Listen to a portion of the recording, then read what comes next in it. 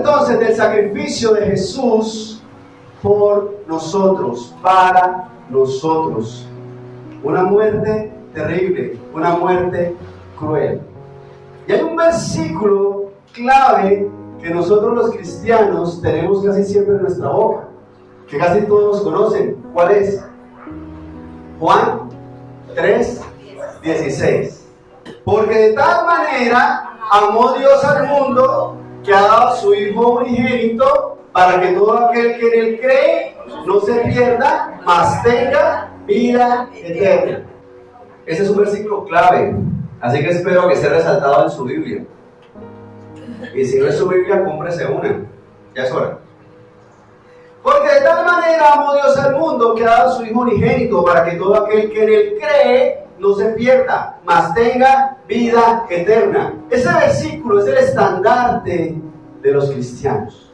Y resaltamos en esencia dos partes principalmente, dos partes clave. Todo aquel que en él cree. La salvación es para todos, pero hay un condicional. Todo aquel que en él cree. ¿Que en él creyó? No. ¿Que en él creerá? No. En él cree. Ese tiempo se llama presente continuo, o sea, desde ya y en adelante. O sea, no es que yo creí una vez y ya. No es que yo algún día voy a creer y ya. Es que ya, ahora, en este momento, estoy creyendo y lo seguiré haciendo todo el tiempo. Y el otro punto clave es: mas tenga vida eterna. La promesa del Señor de darnos vida eterna. ¿Cuánto tiempo es eterno? Es eterno. Para siempre. El secreto de la eterna juventud. Ahí está. La vida eterna. Pero miren que hay un artículo ahí que es más. Mas tenga vida eterna. Esa palabrita más quiere decir en vez de. O sea, que en vez de lo otro tenga vida eterna. ¿En vez de qué? Exacto, en vez de perderse. Porque dice, para que todo aquel que en él cree no se pierda. ¿Perderse de qué? ¿Perderse en un camino? ¿Perderse en la ruta del carro? Perderse en la vida. Perderse en la eternidad. A eso hace referencia a perderse. Porque uno se puede extraviar en la carretera, ¿sí o no? Y buscar en el GPS o preguntarle a alguien y se extravía más. Pero este término hace referencia a la eternidad, a la vida, o sea, a la muerte. Porque de tal manera amó Dios al mundo que ha dado a su Hijo unigénito para que todo aquel que en él cree no se pierda. ¿No se pierda qué? Sino que tenga vida eterna, no se pierda de la vida eterna. Nosotros podemos ver el desarrollo de lo que el Señor Jesús hizo en la cruz por nosotros en este texto, pero continuemos, verso 17. Porque no envió Dios a su Hijo al mundo ¿para qué? Condenar al mundo, sino para que el mundo sea salvo por él. ¿Esa palabra mundo hace referencia al planeta o a las personas? A las personas. ¿Vino a salvar el planeta o vino a salvar a las personas? Porque no envió Dios a su Hijo al mundo para condenar al mundo, sino para que el mundo sea salvo por él. Dos palabras importantes ahí: condenación y salvación. Mire ese detalle tan importante, porque es que aquí habla que el Señor Jesús tiene autoridad, pero aún así no vino a condenar al mundo, no vino a condenarnos a nosotros, a las personas, sino que vino a ¿qué? A salvarnos. Salvarnos. La salvación es un término que nosotros necesitamos tener muy claro, porque es que en Jesús estaba la posibilidad de condenar al mundo, porque siendo el Rey de Reyes, es juez, tiene el poder de juzgar. Pero no vino a juzgar, no vino a condenarnos, sino a salvarnos. Miremos la salvación, verso 18. El que en él cree no es condenado, pero el que no cree ya ha sido condenado porque no ha creído en el nombre del unigénito Hijo de Dios. Mire que aquí solamente hay dos posibilidades y no hay más opciones: creer en Jesús o no creer. No hay una tercera posibilidad. No hay otra forma de alcanzar la salvación. El mundo en sí ya está condenado, porque es que dice, el que no cree ya ha sido condenado. Pero Jesucristo no vino a condenar al mundo, sino a ¿qué? A salvarlo. Entonces te pregunto, si alguien quisiera cumplir la ley, hoy en día, ¿podría ser salvo sin creer en la salvación de Cristo? Porque cumpliendo la ley antes de Cristo era la forma de alcanzar la salvación. Pero llega Jesús y nos presenta la salvación por medio de su sangre. ¿Será que yo puedo hoy en día decir, no, yo voy a cumplir toda la ley, lo que está en la palabra de Dios, y de esa forma soy salvo y no necesito creer en Jesús? ¿Será eso válido? Porque es que ¿qué escucha uno usualmente? Es que yo no soy tan malo. Eso piensa uno, ¿cierto? No, yo no soy tan malo, yo no he matado a nadie. O bueno, no he matado a tantos. Yo ya no robo casi. Yo casi no digo mentiras. Yo casi no soy tan malo. Porque nos comparamos con alguien más malo. Y siempre va a haber alguien más malo y alguien mejor que uno en todas las áreas de la vida. Va a haber alguien más alto que yo y alguien más bajito. Incluso el que tenga el récord Guinness, algún día llegará alguien que tenga más o menos estatura, más o menos peso, más o menos fuerza, capacidad. Entonces nos comparamos y decimos, yo no soy tan malo. Deja ahí el dedito en Juan 3:16 y vamos al libro de Santiago, capítulo 2. Vamos a leer el verso 10 y 11. Porque cualquiera que guardare toda la ley, pero ofendiera en un punto, se hace culpable de todos. Porque el que dijo no cometerás adulterio, también ha dicho no matarás. Ahora bien, si no cometes adulterio pero matas, ya te has hecho transgresor de la ley. Ahí hablan de dos mandamientos: no matar y no cometer adulterio. ¿Son solamente esos dos? ¿Cuántos son? ¿10? Son muchos, muchos más. Léase Levítico.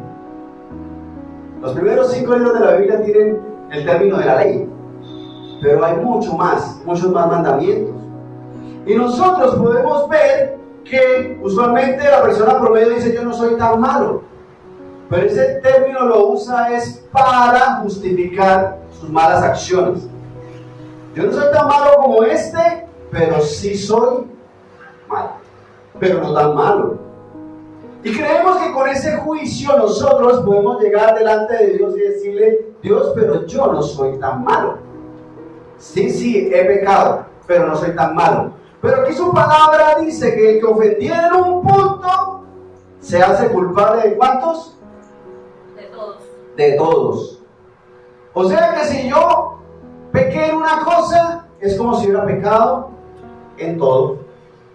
Entonces yo no soy tan malo como aquel no es una frase que nos pueda justificar delante de Dios. Porque mi pecado, no importa cuál sea que haya matado a alguien, o haya cometido adulterio, o haya hecho una mentira, o haya robado algo, así sea una uva en el supermercado. Todas esas cositas nos hacen culpables de todas las que están en la ley. Entonces, nosotros necesitamos darnos cuenta que no es porque yo no sea tan malo como los demás, sino porque no estoy cumpliendo todo lo que Dios establece en mi vida. Y ese es el problema más común, que yo me equivoco. Ahí dice que si yo me equivoco en un punto, me hago el culpable de todos los mandamientos. No. Así es. Porque cualquiera que guardare toda la ley, pero ofendiera en un punto, se hace ¿qué? Culpable de todo y todo. Culpable de todos. Porque la paga de los pecados es la muerte, o la paga del pecado. Del pecado. Y es que ese es el asunto. Un solo punto nos hace culpables ante la ley. ¿Por qué? Porque es que Dios es perfecto. Y ese es el llamado del Señor: sed santos porque yo soy santo. Nosotros todos nos equivocamos, todos cometemos errores, ¿o no? Así es. Volvamos al Evangelio de Juan 3 y miremos nuestra situación ante Dios. Vamos en el verso 18, leamos el 19. Y esta es la condenación, que la luz vino al mundo y los hombres amaron más que las tinieblas que la luz, porque sus obras eran malas. Es que aceptar a Cristo implica un cambio en mi vida, ¿o no? Sí, lo que pasa es que la tendencia de las personas es decir: Dios es misericordioso, entonces no me condenará. ¿Por qué? Porque no soy tan malo como aquel. No soy tan malo como Pablo Escobar. No soy tan malo como Hitler. No soy tan malo como determinadas personas que socialmente podemos considerar que han hecho atrocidades. Pero el asunto está en que ante la ley de Dios, el que comete un pecado es condenado a muerte, condenado a todos. ¿Por qué? Porque es culpable de todos, porque es transgresor de la ley. Tremendo. Y nosotros necesitamos tener claro eso, porque es que creemos que sencillamente nosotros recibimos la salvación a través de Jesús, porque el Señor pagó el precio por nosotros, pero queremos seguir andando en tinieblas. Y esa es la condenación, que la luz vino al mundo. ¿Quién? Jesús. Y los hombres amaron más la luz o las tinieblas. Las tinieblas. ¿Por qué? Porque sus obras son malas. Porque uno quiere hacer cosas malas y sabiendo que son malas. Porque es que el asunto está en eso. ¡Ay, yo no sabía! ¿Será que a estas alturas de la vida podemos decir: ¡ay, yo no sabía! Hasta nuestra propia conciencia nos dice que eso está mal. Pero yo no soy tan malo como ese. Mi único defecto es tal. Mi único vicio es tal cosa. Mi único error es hacer esto. Y nos queremos justificar ante Dios. Miremos a ver si el Señor acepta esa postura delante de Él. Vamos al libro de Hebreos, capítulo 10. Hebreos, capítulo 10, versículos 26 y 27. Lo voy a leer: porque si pecaremos voluntariamente después de haber recibido el conocimiento de la verdad, ya no queda más sacrificio por los pecados, sino una horrenda expectación de juicio y de hervor de fuego que ha de devorar a los adversarios. Te pregunto, ¿cuál es la paga del pecado? La muerte. La muerte. ¿Quién de ustedes o de nosotros aquí ha pecado? ¿Has pecado alguna vez en tu vida? ¿Y por qué no te has muerto? Exacto, por la misericordia de Dios.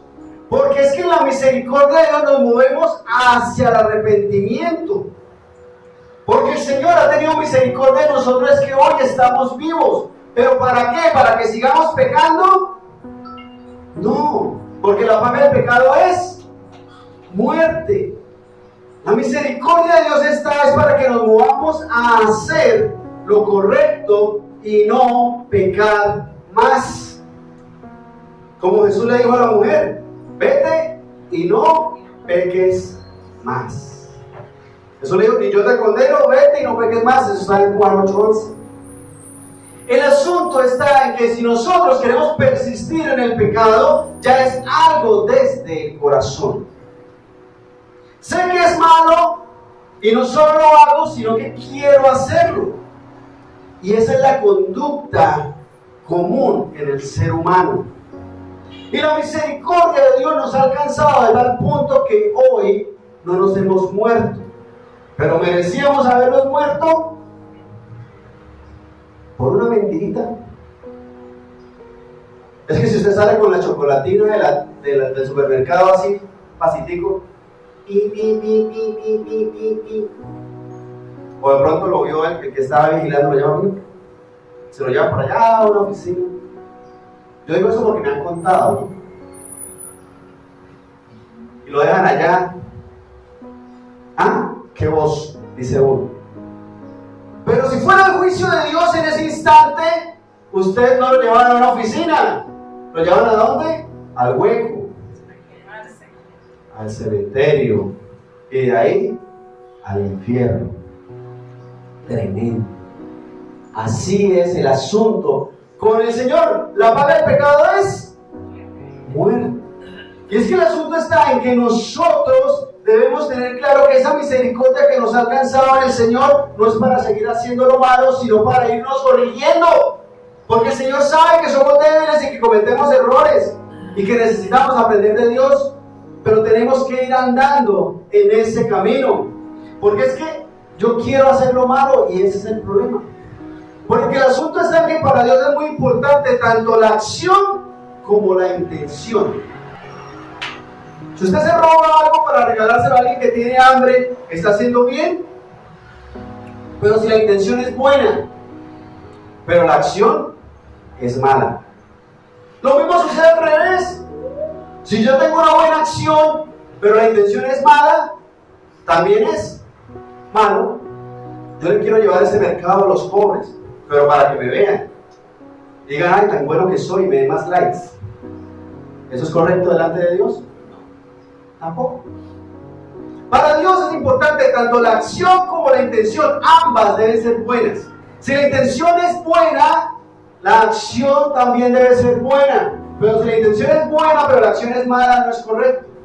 Si la intención es mala y la acción es buena, tampoco es correcto. Ambas para Dios son importantes, tanto la acción como la intención. Ahí mismo en Hebreos 10, verso 26 y 27 le vuelvo a leer: porque si pecaremos voluntariamente después de haber recibido el conocimiento de la verdad, ya no queda más sacrificio por los pecados, sino que una horrenda expectación de juicio y de hervor de fuego que ha de devorar a los adversarios. La paga del pecado es la muerte, y no es una muerte de que, ay, me quedé dormidito y no me desperté, tan bonito, bajo anestesia. ¿Cómo dice ahí? Que es que una horrenda expectación de juicio. ¿Y de qué? Hervor de fuego que ha de qué? Devorar. ¿Usted ha visto el fuego devorar algo? Ha sido horrendo. Porque ese algo es alguien, es usted. Verso 28. El que viola la ley de Moisés por el testimonio de 2 o 3 testigos muere irremisiblemente. ¿Cuánto mayor castigo pensáis que merecerá el que pisoteare al Hijo de Dios y tuviere por inmunda la sangre del pacto en la cual fue santificado e hiciere afrenta al Espíritu de gracia? Es que mire la forma en la cual Dios ve el pecado. ¿Cómo lo ve? Como si pisoteare al Hijo de Dios. Le pregunto, ¿la muerte de Jesús fue una muerte así, suavecito, bajo anestesia? ¿Se quedó dormidito y murió? No, ¿cierto? ¿Le pareció un poquito lo que hizo Jesús? El asunto está en eso. Cuando pecamos voluntariamente, dice ahí, en realidad lo que estamos haciendo es pisoteando al Hijo de Dios desde el punto de vista del Rey de Reyes. Pero no solamente eso, también dice que tuviera, ¿por qué? Por inmunda la sangre del pacto. ¿Le parece poquito? Ah, bueno, si le parece poquito, también dice, hiciere afrenta al Espíritu de gracia. Espíritu está con mayúscula o con minúscula. Mayúscula. Se refiere al Espíritu Santo. Esa es la posición de la persona que peca voluntariamente ante el Señor. ¿Qué pecado? Cualquiera. Cualquier pecado. Verso 30. Pues conocemos al que dijo: mía es la venganza, yo daré el pago, dice el Señor. Y otra vez, el Señor juzgará a su pueblo. O sea que eso es para nosotros o para los que no conocen de Dios. El Señor juzgará a su pueblo. Verso 31.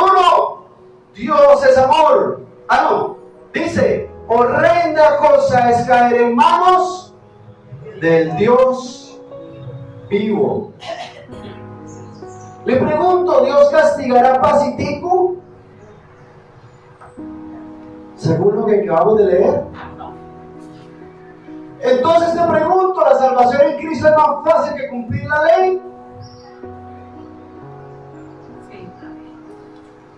Sí. ¿Por qué? Porque es que nos corresponde hacer dos cosas: reconocer a Jesús como Señor y Salvador. Pero eso tiene unas implicaciones reales en nuestra vida. No es solamente que yo lo digo en una oración que ni siquiera entendí y ya. A ver, repita: Señor, eres mi Señor y Salvador. Ya, eres salvo. No. ¿Qué implica que el Señor es mi Salvador? Que Él me salvó. ¿Salvó de qué? De la condenación, de esa muerte horrenda que dice ahí. Que Él pagó el precio que yo merecía pagar. ¿Le faltó un poquito para pagarlo? ¿Quiere más? Jesús pagó completamente el precio de mis pecados o mi pecado. Ahora sí, mis. Pues todos los podemos meter en uno solo. Porque uno es como si fueran todos, y por lo mismo todos es como si fueran. Mis pecados fueron pagados por Jesús. Todos. Todos. Por eso es mi Salvador. Pero que sea mi Señor es que yo le obedezco. Es mi Señor, es quien gobierna sobre mí, es el que me dice qué debo hacer. Es la autoridad en mi cabeza. Ahí mismo en Hebreos 10, verso 19. En adelante, permítame, yo les leo. Pero espera una pregunta. ¿Se puede creer que Jesús es Señor, pero no Salvador? ¿Se puede creer que Jesús gobierna, pero que no me ha salvado? Sí. Lamentablemente la gente puede creer lo que quiera. Y hay doctrinas y corrientes que creen que Jesús sí es el Señor, el que gobierna, pero no me pagó los pecados, no pagó por mis pecados, no me ha traído salvación. Yo todavía tengo que hacer cosas y tengo que darme latigazos y tengo que ir de rodillas a otras partes para pagar mis pecados. Es el Señor y gobierna, pero si yo no voy y predico todos los sábados o todos los domingos, no voy para el cielo. ¿Sabía que hay gente que cree eso? Sepan. O sea que hay gente que puede creer que Jesús es el Señor que gobierna, pero no que me salva. ¿Y se puede creer que Jesús es el Salvador, pero no el Señor? Volvemos a lo mismo, la gente puede creer lo que quiera. Sí, sí. Hay gente que Jesús cree que me salvó, que cree que Jesús me salvó, pero no que gobierna. Él pagó por mis pecados, yo puedo hacer lo que quiera. Él es mi Salvador, yo puedo portarme mal. Él es mi Salvador, yo puedo pecar un poquito. Cree que Jesús es el Salvador, pero no el Señor. Y no debe ser solamente lo uno o lo otro. Jesús es mi Señor y mi Salvador. Mi Salvador, Hebreos 10, 19, el mismo en Hebreos 10. Dice: así que hermanos, teniendo libertad para entrar en el lugar santísimo por la sangre de Jesucristo, por el camino nuevo y vivo que Él nos abre a través del velo, esto es de su carne, y teniendo un gran sacerdote sobre la casa de Dios, acerquémonos con corazón sincero, en plena certidumbre de fe, purificados los corazones de mala conciencia y lavados los cuerpos con agua pura, mantengámonos firmes sin fluctuar la profesión de nuestra esperanza, porque fiel es el que prometió. Verso 24. Y considerémonos unos a otros para estimularnos al amor y a las buenas obras, no dejando de congregarnos como algunos tienen por costumbre, sino exhortándonos, y tanto más cuando veis que aquel día se acerca. Esa es la salvación de Cristo. Comienza diciendo que tenemos libertad para entrar al lugar santísimo, a la presencia de Dios, a través de la sangre de Jesucristo. Jesús es nuestro Salvador. Él pagó el precio por tu pecado. ¿Por cuál de todos? Por todos. Tenga la fe, certidumbre de fe, la certeza de esto. Porque si la paga del pecado es la muerte, Jesús pagó el precio del pecado. ¿Cuál? Cualquiera, o sea, todos. Pero es que este pecado es tan grave que Dios no me puede perdonar. Que sí, que sí. Es que es gravísimo, ni lo puedo decir porque voy preso. Aunque vayas preso, Jesús pagó el precio suficiente por ese pecado. El Señor es tu Salvador. Plena certidumbre de fe. Reconocer el sacrificio de Cristo para salvarme a mí y para seguir haciendo lo que es correcto, porque miren lo que dice el verso 23: mantengamos firmes sin fluctuar la profesión de nuestra esperanza, porque fiel es el que prometió, para seguir haciendo lo correcto, seguir firmes sin fluctuar, como en la profesión. Cuando usted es un profesional y comete un error, se le exige con relación a eso, así que mejor no cometa errores.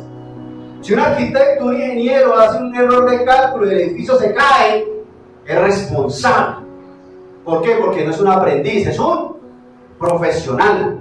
Si un médico se equivoca y el paciente se muere, es responsable ante la ley. ¿Por qué? Porque es un profesional.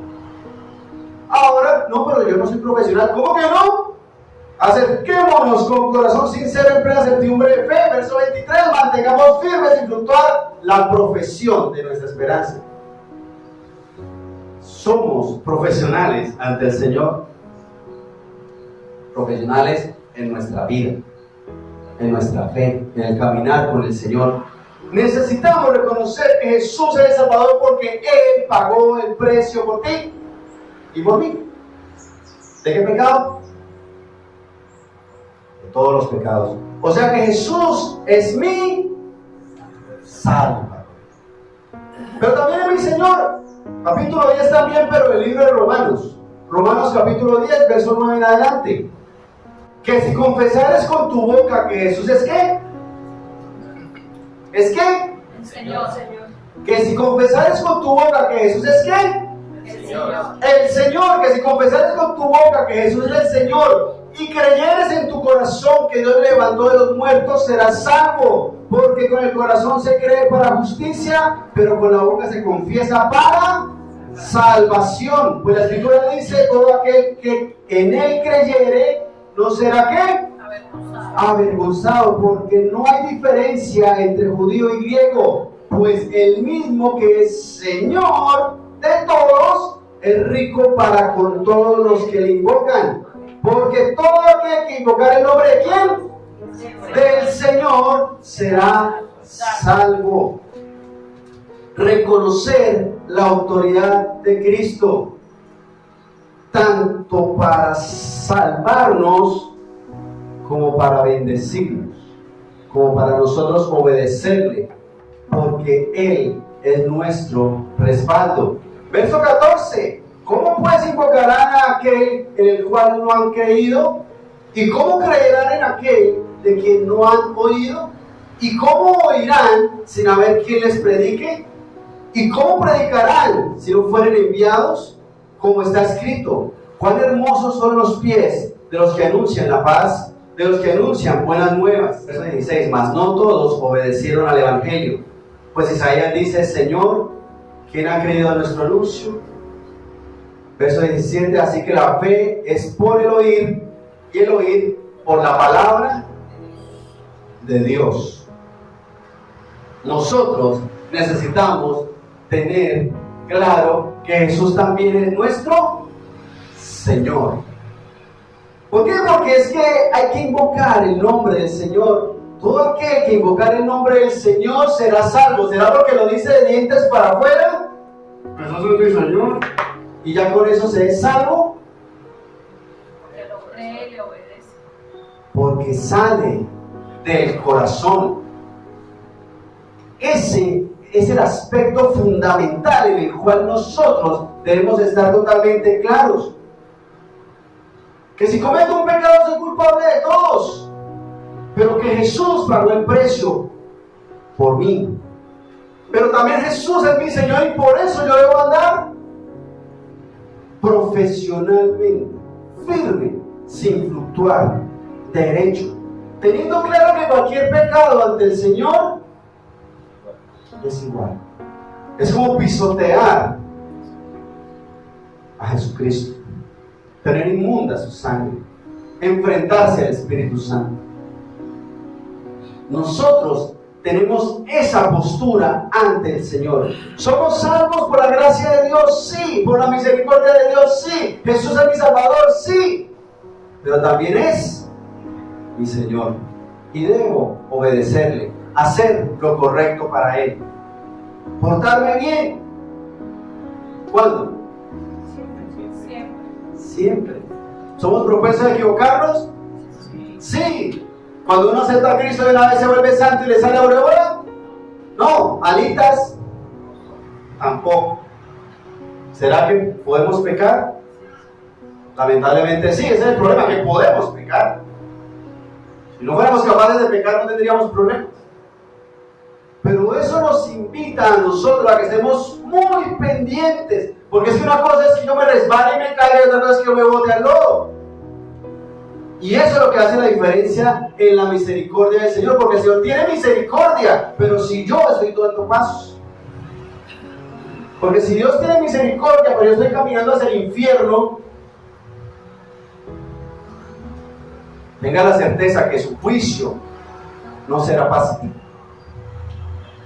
Así que nosotros hoy tenemos el llamado de conocer del Señor y hacer su voluntad, de andar firmes en el Señor, de no resbalarnos hacia un lado, hacia el otro, sino que por el contrario tenemos que hacer lo que dice Romanos 10:14.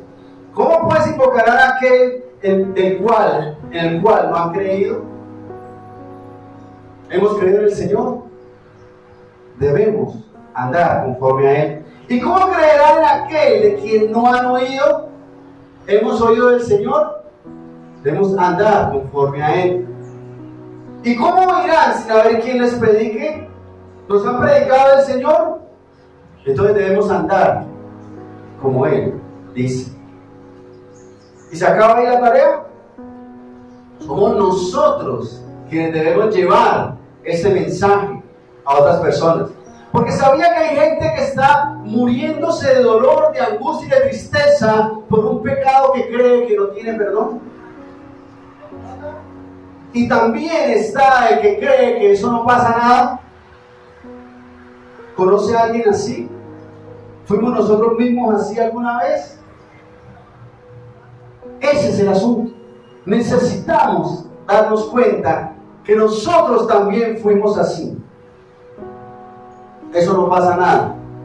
Eso Dios es misericordioso. Eso Dios me perdona. ¿Sí? Sigue creyendo. Necesitamos salir porque ¿quién ha creído a nuestro anuncio? Verso 17, así que la fe es por el oír y el oír por la palabra de Dios. Debemos alimentarnos de la palabra para predicar y predicar. Debemos llenarnos de la palabra de Dios para tener el conocimiento de Dios para mí, pero también para llevarlo a otros. Pongamos de pie, por favor. Vamos a orar. Porque necesitamos andar conforme a la voluntad del Señor. Necesitamos andar conforme a lo que Dios establece. No somos capaces de cumplir la ley porque ya pecamos. Ya cometimos algún pecado o muchos pecados. Ya no podemos cumplir la ley. No es suficiente, por eso Jesús murió de esa forma para que tú no murieses así. Para que cada uno de nosotros tuviera salvación. Pero hay mucha gente afuera que se está perdiendo ese regalo de Dios. A veces de pronto nuestro propio corazón es duro, pensando que no soy tan malo.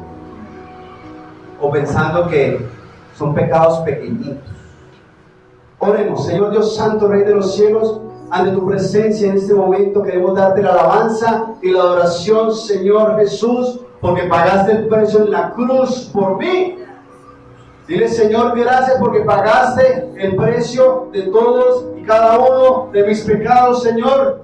Reconozco que soy débil, que cometo errores delante de ti, Señor, que me he alejado de ti, que el primer pecado ha sido no reconocer tu salvación, no reconocer tu señorío. Pero hoy, Señor, me invitas a reconocer esas dos características fundamentales para mí, porque tú pagaste el precio en la cruz por mis pecados, por mi pecado, Señor, y me has lavado, me has hecho limpio, Señor. Aunque soy culpable de todas las cosas malas que he hecho, tú has pagado el precio de esa culpabilidad, de ese juicio que recaía sobre mí.